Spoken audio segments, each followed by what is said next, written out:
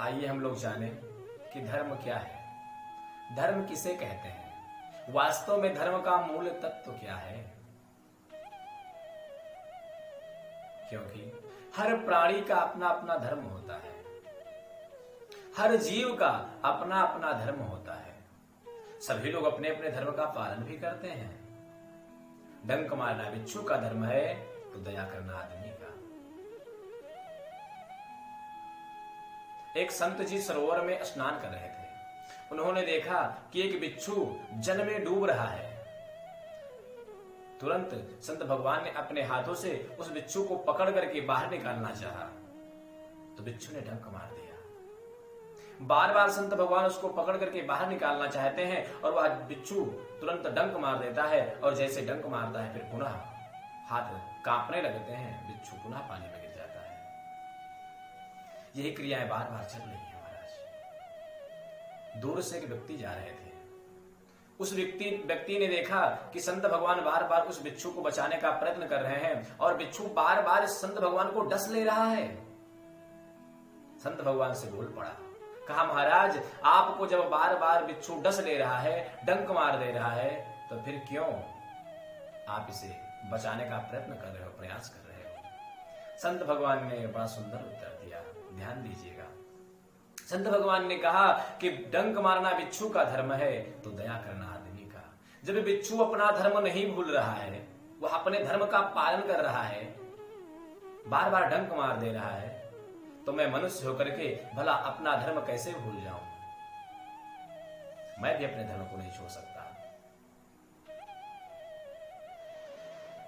डंक मारना बिच्छू का धर्म है तो दया करना आदमी का। जलाना अगर अग्नि का धर्म है तो बुझाना पानी का। खुशबू देना फूल का धर्म है तो स्नेह देना मां का। क्षिति जल पावक गगन समीर, हर प्राणी का अपना अपना धर्म होता है। हर जीव का अपना अपना धर्म होता है। सभी लोग अपने धर्म का पालन करते हैं।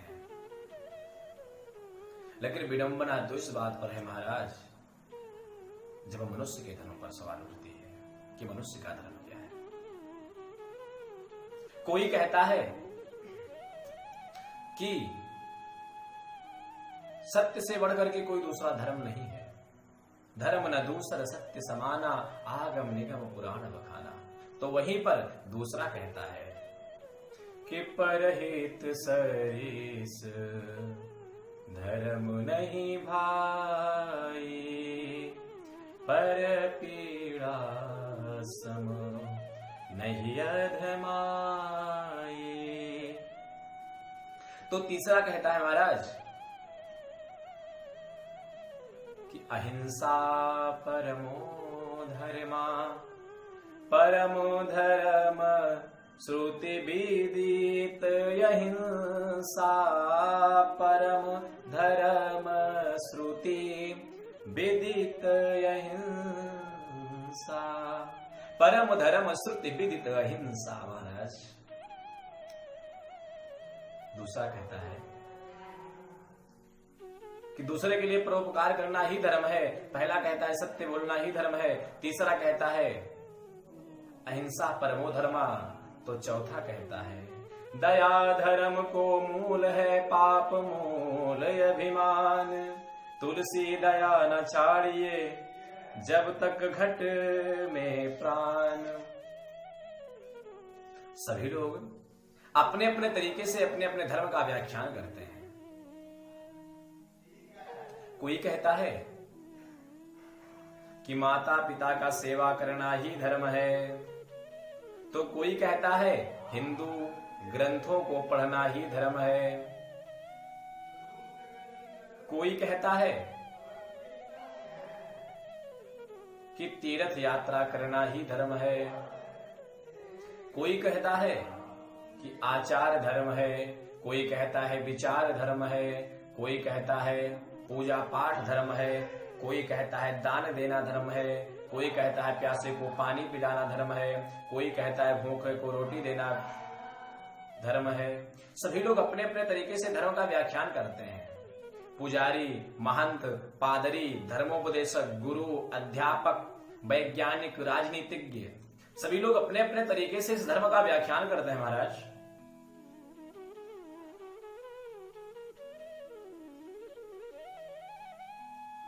लेकिन महाराज कहते हैं कि मैंने सत्य को पकड़ लिया, मैं सबसे बड़े धर्म का पालन कर रहा हूं। दूसरा कहता है कि मैंने परोपकार को पकड़ लिया, मैं अपने धर्म का पालन कर रहा हूं, सबसे बड़ा धर्म परोपकार है। तीसरा कहता है मैंने दया करना सीख लिया, मैं भी बहुत बड़ा दयावान हूं, मैं अपने धर्म का पालन कर रहा हूं। चौथा कहता है मैं अहिंसा करता हूं, मैं अहिंसा को पकड़ लिया, मैं अपने धर्म का पालन कर रहा हूं। कोई कहता है मैं माता पिता का सेवा कर रहा हूं, मैं अपने धर्म का पालन करता हूं। कोई कहता है कि मैं तीर्थ यात्रा करता हूं, अपने धर्म का पालन करता हूं। सभी लोग अपने अपने तरीके से धर्म का व्याख्यान करते हैं। ये तो वही बात हुई महाराज। कौन सी बात? एक गांव में एक हाथी आया तो उसको देखने के लिए 6 अंधे व्यक्ति गए। अंधे व्यक्ति जिनको आंखों से कुछ दिखाई नहीं देता है, देखने के लिए पहुंचे। देख तो सकते नहीं है लेकिन अपने हाथों से अनुभव कर सकते हैं महाराज। पहुंचे, किसी ने हाथी के जाकर के सूंड को पकड़ लिया, किसी ने हाथी के पूंछ को पकड़ लिया, किसी ने हाथी के दांत को पकड़ लिया, किसी ने हाथी के पेट को पकड़ लिया, किसी ने हाथी के कान को पकड़ लिया, तो किसी ने हाथी के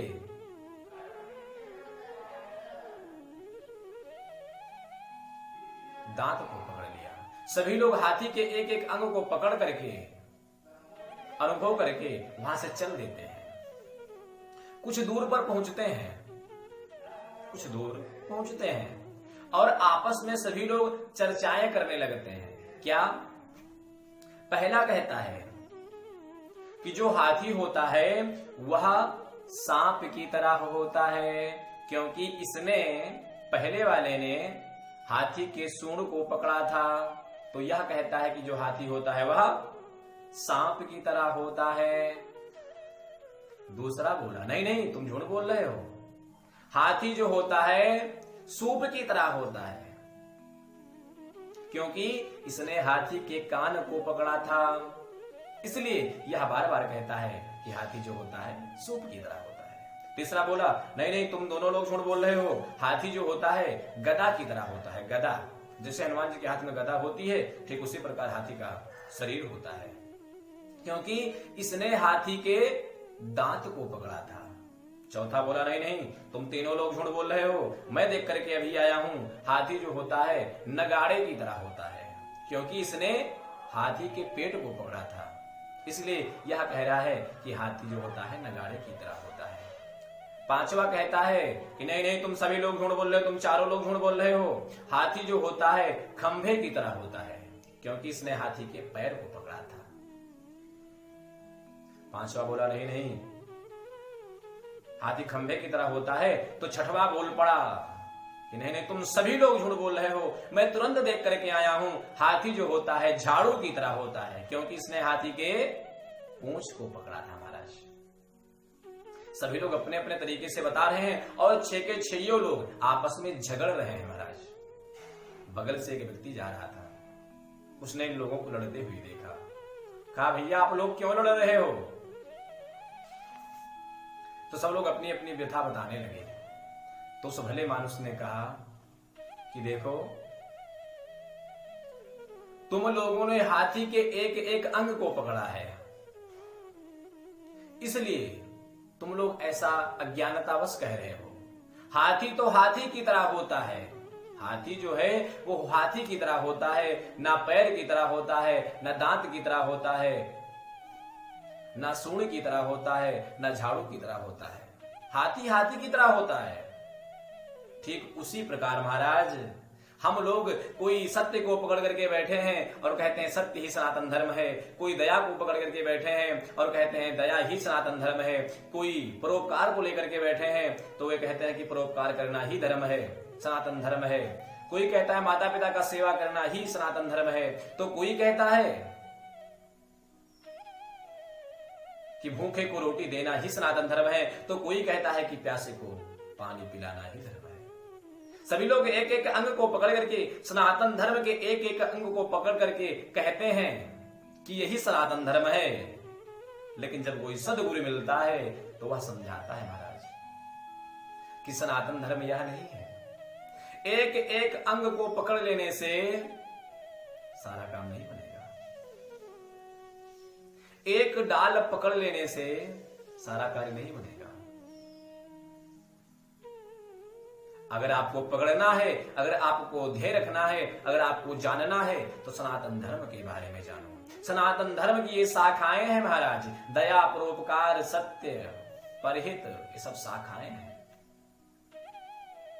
शाखाओं को मत पकड़ो, जड़ को पकड़ो। जड़ को पकड़ोगे तो सारी चीजें आपके अंदर आ जाएंगी। अगर आप सनातन धर्म को पकड़ोगे, सनातन धर्म के बारे में जानना चाहोगे तो आपके अंदर दया भी आ जाएगी, सत्यता भी आ जाएगी, प्रेम भी आ जाएगा, भूखे को रोटी देना भी आ जाएगा, प्यासे को पानी पिलाना भी आ जाएगा। इसलिए आप लोगों से निवेदन है कि केवल एक धर्म को लेकर के मत बैठो, केवल एक डाल को पकड़ करके मत बैठो, केवल एक अंग को पकड़ करके मत बैठो। अगर पकड़ना है तो सनातन धर्म को पकड़ो, जड़ को पकड़ो, मूल तत्व को पकड़ो, यही हमारा कल्याण करेगा। सनातन धर्म प्रेमियों के मन में क्या भूख होनी चाहिए, आइए हम लोग इस पर भी चिंतन करेंगे। सनातन धर्म प्रेमियों के मन में क्या भूख होनी चाहिए कि मैं कौन हूं, मैं कहां से आया, मुझको किसने भेजा, मैं कहां था, मुझको अगर ईश्वर ने बनाया तो ईश्वर कौन है, ईश्वर कहां रहता है, क्या करता है, जन्म क्या है, मृत्यु क्या है, सत्य क्या है, असत्य क्या है, कर्तव्य क्या है, अकर्तव्य क्या है। ये सब मन के भूख होने चाहिए महाराज। और जहां से इन प्रश्नों का उत्तर मिले वही हमारा धर्म होता है, उसी को हम धर्म कहते हैं। धर्म के दो रूप हैं। धर्म के कितने रूप हैं? दो रूप हैं महाराज। कौन कौन से? एक बाहरी और एक अंदरी। कुछ बातें जीवन में आचरण करने के योग्य होती हैं जिसको हम आचार कहते हैं। कुछ बातें अंदर से चिंतन करने की योग्य होती हैं, अंदर से मथन करने की योग्य होती हैं, अंतःकरण के शुद्धि के लिए होती हैं, उसको हम विचार कहते हैं। आचार और विचार इन दोनों से ही धर्म बनता है, सनातन धर्म बनता है। आचार अगर बाहरी है तो विचार अंदरी। आचार अगर स्थूल है, सबको दिखाई देता है, तो विचार अंतःकरण की बातें हैं, परमात्मा को दिखाई देता है। आचार में अगर मनुष्य के बाहर रूप से किए जाने वाली क्रियाएं हैं, जैसे पूजा पाठ, जप तप, नियम, व्रत, रीति रिवाज इत्यादि, तो विचार में अंतःकरण की बातें हैं, अंतःकरण शुद्धि की बातें हैं, परमात्मा के चिंतन की बातें हैं। अगर आचार में बाहरी रूप से पवित्रता पर ध्यान दिया गया है, बाहरी रूप से धर्म के दो रूप हैं महाराज, आचार और विचार। कुछ बातें ऐसी होती हैं जिसको जीवन में हमको धारण करना होता है, अपने आचरण में लाना होता है, और कुछ बातें ऐसी होती हैं जिनको अपने अंतःकरण में, अपने अंतःहृदय में मंथन करना होता है, जिसको हम अपने बाहरी जीवन क्रियाकलापों में लाते हैं, आचरण में लाते हैं, उसको हम आचार कहते हैं, और जो अपने अंतःकरण में चिंतन करते हैं उसको हम विचार कहते हैं। आचार और विचार इन दोनों को मिला करके बनता है धर्म, क्योंकि हमारे जीवन में आचार और विचार का बड़ा महत्व है। दो ही चीजें तो हैं, या तो हम जो बाहर से क्रियाएं करते हैं आचार वो है हमारे जीवन में, या तो जो अंदर अंतःकरण में जो हम मनन करते हैं, जो हम चिंतन करते हैं, विचार वो है।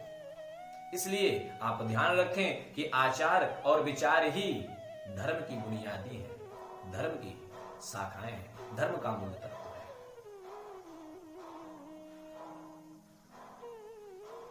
आचार अगर बाहरी है तो विचार अंदरी। आचार अगर स्थूल है, सबको दिखाई देता है, तो विचार अंतःकरण की बातें हैं, परमात्मा को दिखाई देता है। आचार में अगर धर्म के नाम पर किए जाने वाली क्रियाएं आती हैं, जैसे पूजा पाठ, जप तप, नियम, व्रत इत्यादि, तो विचार में धर्म के बुनियादी की बातें आती हैं, धर्म के चिंतन की बातें आती हैं, कर्तव्य अकर्तव्य की बातें आती हैं, सत्य असत्य की बातें आती हैं, चिंतन करने के योग रहती हैं। अगर आचार में बाहरी नियमों पर विशेष जोर दिया गया है कि सदा आचरण कैसा करना चाहिए, सदाचार हमको कैसा करना चाहिए, तो विचार में भी धर्म की बुनियादी की बातों पर विशेष जोर दिया गया है कि सत्य असत्य क्या है, मंथन करना चाहिए, कर्तव्य अकर्तव्य क्या है, इस बात को लेकर के मंथन करना चाहिए।